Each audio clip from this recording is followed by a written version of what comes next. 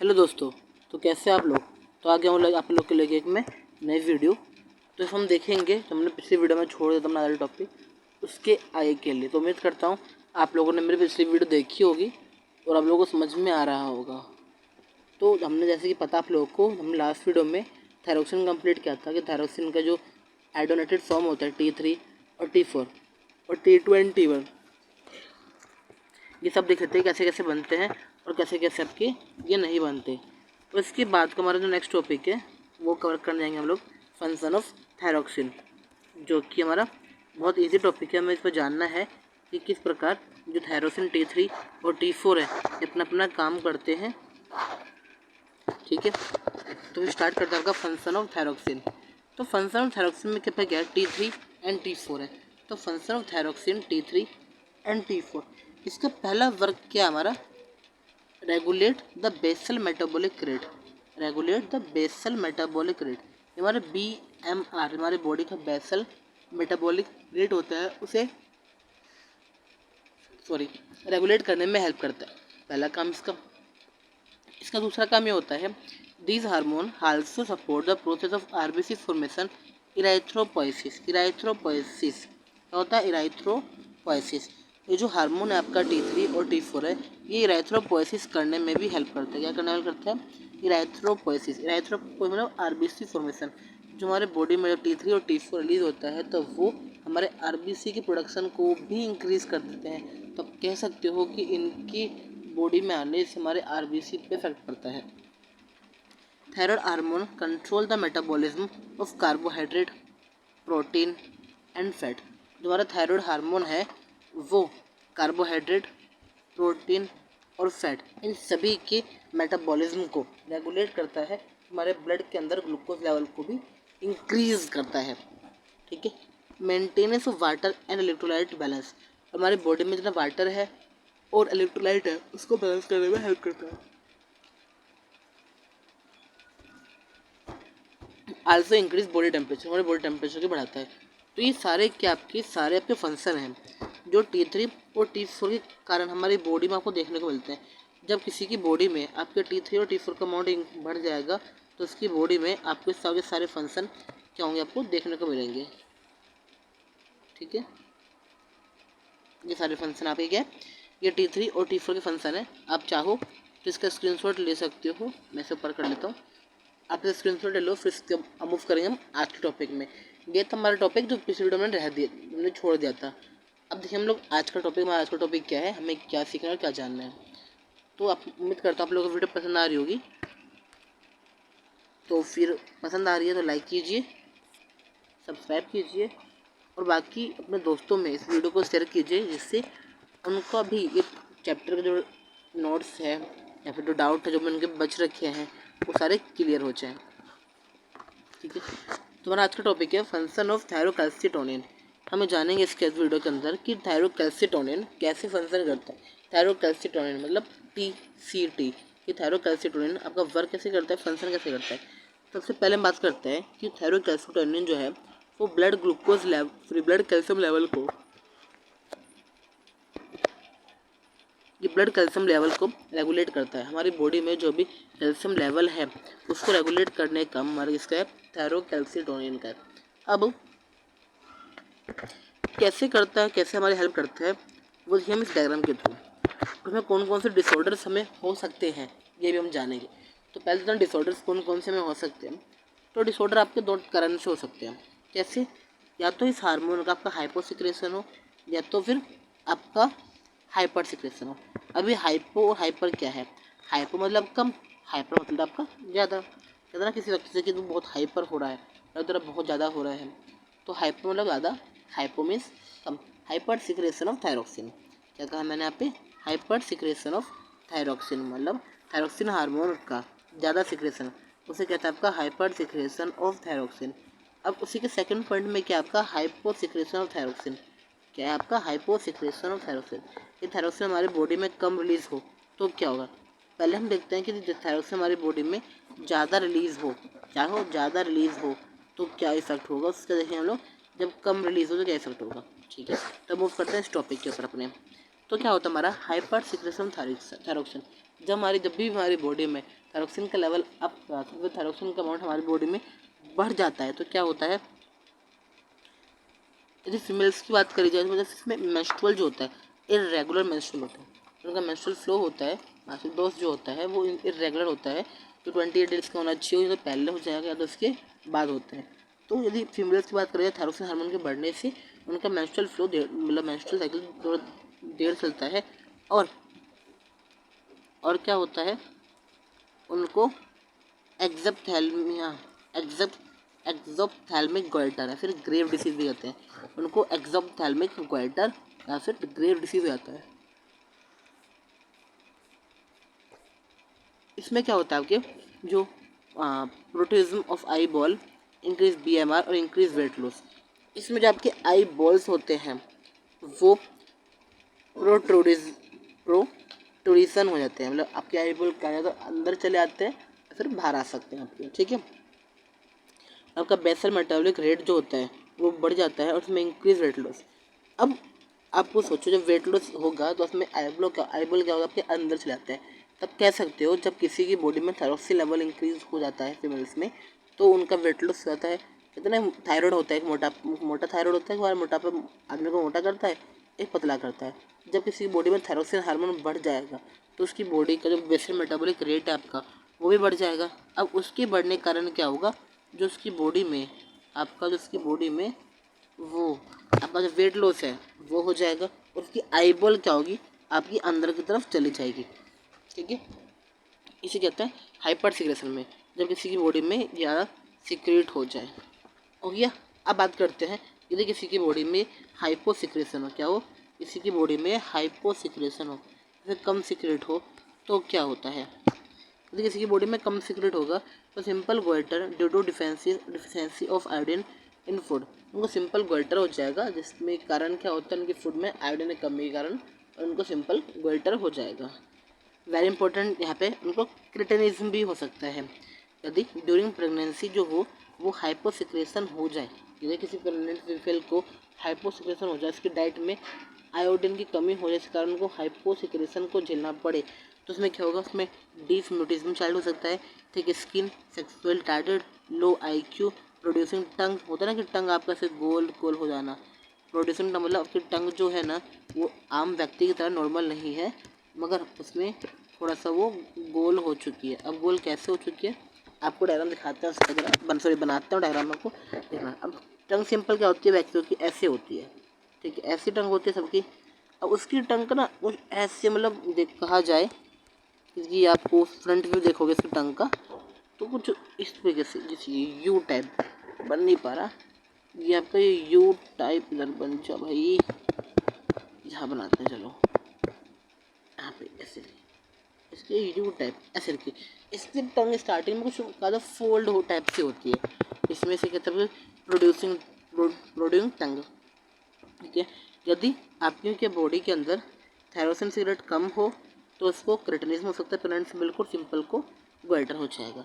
जैसे क्रिट हो जाए उसमें क्या हो जाएगा, आपको ग्रेव डिसीज हो जाएगा, फिर एक्सोप्थेल्मिया गोइटर हो जाएगा, आपका वेट घट जाएगा।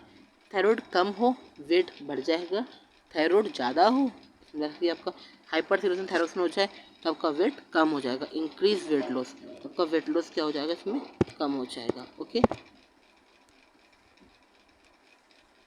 इंक्रीज वेट लॉस, ठीक है। चलो अब मूव करते हैं नेक्स्ट टॉपिक पे अपने, जो कि आपका पैराथायरॉयड ग्लैंड है। क्या आपका पैराथायरॉयड ग्लैंड, पैराथायरॉयड ग्लैंड ऐसे पैराथायरॉयड ग्लैंड होते हैं आपकी दो पेयर होती है, one pair present in each lobe of thyroid.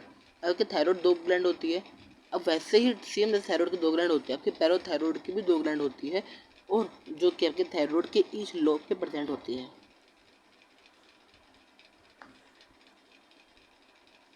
इसका काम क्या होता है, ब्लड कैल्शियम लेवल को डिक्रीज करने का काम इसका होता है।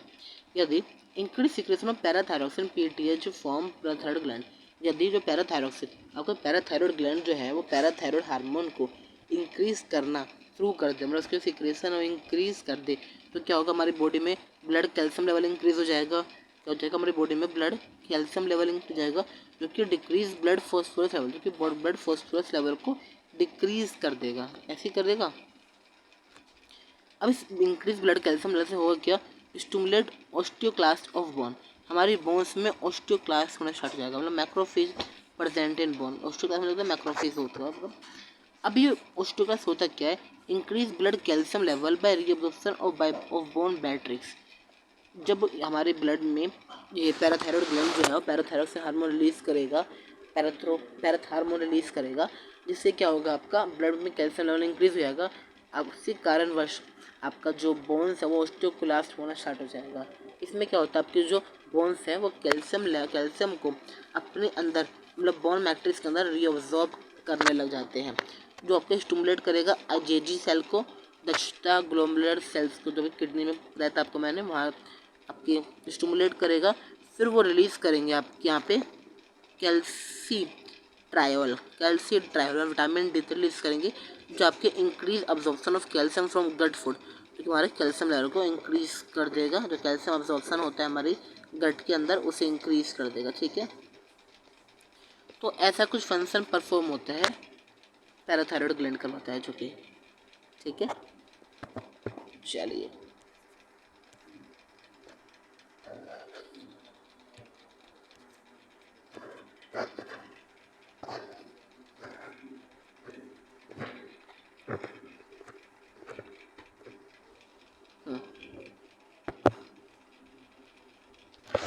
अब जैसे कि यहाँ पे ब्लड कैल्शियम लेवल मैंने कुछ बताया आपको, मैंने अभी कन्फ्यूजन हो रहा होगा आप लोगों को कि ये ब्लड कैल्शियम लेवल इंक्रीज बताया सर ने। तो अब इंक्रीज तो होता है मगर डिक्रीज कौन करता है उसका राज यहाँ छुपा हुआ है। Regulation of blood calcium level. अब ब्लड कैल्शियम लेवल को रेगुलेट कैसे होता देखते हैं हम। जो हमारे पैराफोलिकुलर सेल्स है, जो पैराफोलिकुलर सेल्स है वो टीसीटी थायराइड कैल्सीटोनिन को रिलीज करता है, जो कि ब्लड कैल्शियम लेवल को डिक्रीज करने में हेल्प करता है, जिसमें हाइपोकैल्सीमिया भी कहते हैं। पैराफोलिकुलर सेल्स ने थायराइड कैल्सीटोनिन रिलीज करा, ब्लड कैल्शियम लेवल को डिक्रीज किया, हाइपोकैल्सीमिया भी कहते हैं। जब हमारा ब्लड कैल्शियम लेवल डिक्रीज हो जाता है तो ये सिग्नल भेजता है आपका पैराथायरॉयड ग्लैंड को कि भाई पैराथायरॉयड ग्लैंड यहाँ पे कैल्शियम ब्लड के अंदर डिक्रीज हो चुका है, अब तो पीटीएच को पैराथो हार्मोन को रिलीज कर, जो कि ब्लड कैल्शियम लेवल को बढ़ा दे, जिसे कहते हैं हाइपर कैल्सीमिया करवा दे। अब कभी आपका हाइपर कैल्सीमिया बहुत ज़्यादा हो जाता है तो ये सिग्नल भेजता है आपको पैराफोलिकुलर सेल्स की भाई तो थायराइड कैल्सीटोनिन रिलीज कर, ब्लड कैल्शियम बहुत हो चुका है तो डिक्रीज कर, हाइपर कैल्सीमिया कर। तो कह सकते हो दोनों के दोनों मिले जुले काम करते हैं। यदि आपका पैराफोलिकुलर सेल रिलीज होता है तो ब्लड कैल्शियम लेवल डिक्रीज जाएगा, जब ब्लड कैल्शियम लेवल आपका डिक्रीज बहुत हो जाएगा तो आपका सिग्नल भेज देगा वो पैराथायरॉयड हार्मोन को, तो आपको इंक्रीज कर देगा। जब बहुत इंक्रीज हो गया तो भेज देगा आपको पैराफोलिकुलर सेल्स में। तो दोनों के बाद म्यूचुअल अंडरस्टैंडिंग से काम होता है, ना बढ़ना चाहिए ना पर घटना चाहिए, बढ़ेगा तो वो वर्क करेगा, घटेगा तो वो वर्क करेगा। तो दोनों का फर्क उम्मीद करता हूँ समझ में आ गया होगा। अब आपका इसमें क्या है, डिसऑर्डर ऑफ पैराथायरॉयड हार्मोन। अभी पैराथायरॉयड हार्मोन का डिसऑर्डर क्या है जरा वो भी जान लेते हैं हम लोग इसके अंदर। तो hyposecretion of parathyroid hormone टिटैनी decrease blood calcium level. यदि किसी की बॉडी में पैराथायरॉयड जो होगा वो कम सिक्रेट होगा, यदि किसी की बॉडी में पैराथायरॉयड जो होगा कम सिक्रेट होगा तो उसका ब्लड कैल्शियम लेवल अपने आप ही डिक्रीज हो जाएगा। ये एक बीमारी भी होती है, टिटैनी भी कहते हैं आपको, ठीक है। चलो आपका थायराइड हार्मोन कंप्लीट हो गया। अब बात करते हैं आपकी पीनल ग्लैंड की। सबसे इम्पोर्टेंट ग्लैंड जो है, सबसे इम्पोर्टेंट और सबसे काम भी लाने का पीनल ग्लैंड है। तो ये कह सकते हो आप, यदि आपको अपने ऊपर काबू करना है कि आपने सुना होगा पुराने ज़माने में ऋषि मुनि यहाँ बैठे बैठे आपकी टेलीपोर्टिंग करते थे, मतलब यहाँ बैठे हैं थोड़ी देर में वहाँ चले गए फिर वहाँ चले गए, कैसे करते हैं। उन पर पीनल ग्लैंड पर उन पर बहुत तगड़ा उन पर कहता ना अपने कंट्रोल होता था। यदि अभी भी हम पीनल ग्लैंड को अपने कंट्रोल में कर लें तो हम ये अभी भी करना पॉसिबल है, मगर पीनल ग्लैंड को कंट्रोल करना इतना ईजी नहीं है। सबसे कहते ना कि सबसे बहुत हार्ड चीज़ है, और कंट्रोल कर सकते हो। योगा में शक्ति है, ऋषि मुनि योगा करते थे, हम लोग योगा छोड़ चुके हैं। यदि हम लोग योगा को द्वारा हासिल कर ले, द्वारा अपने जो भारतीय संस्कृति है जो हमारे रामदेव बाबा करते हैं बाकी भी गुरु ऋषि मुनि करते हैं, तो जाहिर सी बात है हम जल्दी अपने पीनल ग्लैंड पे कंट्रोल कर पाएंगे और हम भी यहाँ बैठे बैठे वहाँ की बात सुन पाएंगे, मतलब वहाँ पे टेलीपोर्ट कर पाएंगे। चलो तो बात की बात है, फिलहाल हम अपने टॉपिक पे आते हैं पीनल ग्लैंड के ऊपर। आपका टॉपिक क्या हमारा, penal gland. Penal gland penal gland is located on the dorsal side of fore brain. जो पिनल ग्लैंड होता है वो फोर ब्रेन के डोर्सल साइड में प्रेजेंट होता है, लोकेट होता है। पिनल ग्लैंड सिक्रेट हार्मोन को मिलेटोनिन। पिनल ग्लैंड जो है वो हार्मोन को सिक्रेट करता है, इसे मिलेटोनिन कहते हैं। क्या कहते हैं आपका? मिलेटोनिन कहते हैं पिनल ग्लैंड, ठीक है। अब मिलेटोनिन का बहुत अच्छा खासा काम है। अब काम क्या है कि मेलेटोनिन जो है ना आपको नींद लाने में हेल्प करते हैं। जो मेलेटोनिन हार्मोन है आपका वो नींद लाने में हेल्प करता है। अब नींद आएगी कैसे, ज़रा वो भी देखते हैं हम लोग। अब देखिए ये सिंपल सी बात है। मैं कहता हूँ कि मेलेटोनिन हार्मोन आपकी नींद लाने में हेल्प करता है। तो मेलेटोनिन हार्मोन जब इंक्रीज होगा, जब बढ़ जाएगा तो आपको नींद आ जाएगी, जब कम रहेगा तो आपको नींद नहीं आएगी। तो एक काम कैसे करता है, हमारी बॉडी पे इफेक्ट कैसे करता है वो जानते हैं ज़रा। इस डायग्राम आपको दे रखा है, पहले मेरी बात सुन लीजिए, उसके बाद मैं दिखा दूंगा। तो क्या होता है जब हम हमारे कमरे में लाइट चली जाती है, जैसे आपकी आइज़ में लाइट एंटर करती रहेगी, आपकी आइज़ में लाइट एंटर करती रहेगी तो आपका मेलेटोनिन हार्मोन रिलीज़ नहीं होगा। मेलेटोनिन हार्मोन जो होता है वो डार्क में रिलीज़ होता है। आप लोग कभी क्या करना, अपनी छत पे जाना, तो दिन में सोने की कोशिश करना, आपको नींद नहीं आएगी। क्यों नहीं आएगी? जब लाइट ज़्यादा होती है तो मेलेटोनिन हार्मोन रिलीज़ नहीं होता। वो कहता है जब आपका डार्क होगा तो भी मैं रिलीज़ होगा। तो देखते होंगे अगर रात को सोने जाते हो आप लोग, कुछ लोग ऐसे होते हैं इनको लाइट में नींद नहीं आती। क्यों नींद नहीं आती? क्योंकि उसका मेलेटोनिन हार्मोन उस समय रिलीज हो रहा है। जैसी लाइट्स ऑफ होंगी तो आंखों ने कहा कि हाँ भाई लाइट्स ऑफ हो चुकी है, तो मेलेटोनिन धीरे धीरे धीरे धीरे रिलीज होना स्टार्ट कर देगा और उसको नींद आ जाएगी। तो जितनी ज़्यादा लाइट होगी आपको नींद नहीं आएगी। अब कुछ व्यक्ति बच्चे ऐसे होंगे जो रात को पढ़ते होंगे, तो उनको नींद आती होगी, तो क्या करो, नींद ना आए तो पूरे कमरे में आपकी जितनी भी लाइट है सभी लाइट्स ऑन कर लो। जितनी ज़्यादा लाइट्स आपके कमरे में जलेंगी तो उतना आपका ब्रेन एक्टिव रहेगा, तो आपको मेलेटोनिन को रिलीज होने नहीं देगा वो, जिससे आपको नींद भी नहीं आएगी, ठीक है। तो कह सकते हो कि जो लाइट है आपका इनवर्सली प्रोपोर्शनल है मेलेटोनिन के। जितनी ज़्यादा लाइट होगी उतना कम मेलेटोनिन होगा, उतनी आपको नींद कम आएगी। जितनी कम लाइट होगी उतना तेज मेलेटोनिन होगा, उतनी ज़्यादा आपको नींद आ जाएगी।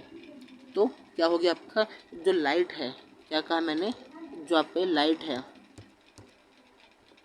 जो आपका लाइट है वो इन्वर्सली प्रोपोर्शनल कह सकता हूँ मैं मेलेटोनिन की, कि जितना ज़्यादा आपका लाइट होगा आपके रूम के अंदर उतना कम मेलेटोनिन रिलीज़ होगा, उतना कम मेलेटोनिन रिलीज़ होगा, और जितना कम मेलेटोनिन रिलीज़ होगा उतनी आपको नींद कम आएगी, उतनी आपको नींद क्या होगा, कम आएगा, ठीक है।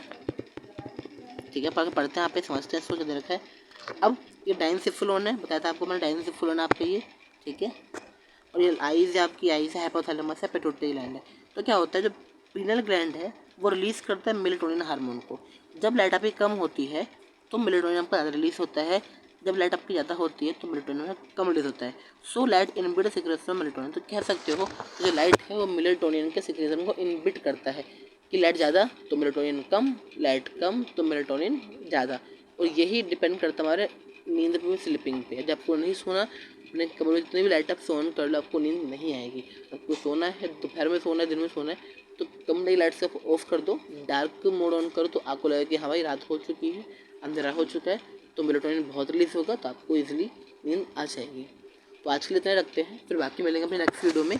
उम्मीद करता हूँ आपको आज का टॉपिक समझ में आया होगा, और आपको जो भी डाउट होते हैं टॉपिक रिलेटेड या उससे अनदर रिलेटेड आपको कुछ पूछना हो तो मेरे कमेंट सेक्शन में आप लिख दीजिएगा, लिख देना, जिससे मैं आपको आने वाले वीडियो में उस डाउट को मैं क्लियर कर सकूं। तो आपको मेरी वीडियो पसंद आई तो मेरे वीडियो को लाइक कीजिए, चैनल को आप सब्सक्राइब कीजिए, जिससे आने वाली हर वीडियो का नोटिफिकेशन आपके पास सबसे पहले पहुंच जाए, और अपने सभी दोस्तों में इस वीडियो को शेयर कीजिए, जिससे बाकी दोस्तों का भी चैप्टर एक क्लियर हो जाए, उनको जो भी डाउट है वो मैं इसको क्लियर कर सकूँ। तो अगेन मिलते हैं आपसे नेक्स्ट से अपनी नेक्स्ट वीडियो में। टिल देन ओके बाय, बने रहिए,